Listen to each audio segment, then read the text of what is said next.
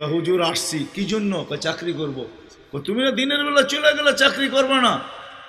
এতদিন চাকরি করতেছিলাম শুই না, এখন চাকরি করব দেখা। বলছে এটা আবার কি দেখা চাকরি করবে মানে?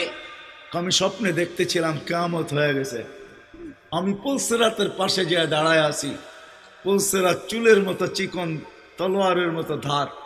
ভয় পাইতেছিলাম এটার উপরে পা রাখবো তো রাখবো কি করে। একটু পরে চিৎকার শুনলাম, তো দেখলাম মাদ্রাসার ছেলেগুলা সবগুলা হইহুল্লার করতে করতে আসতেছে।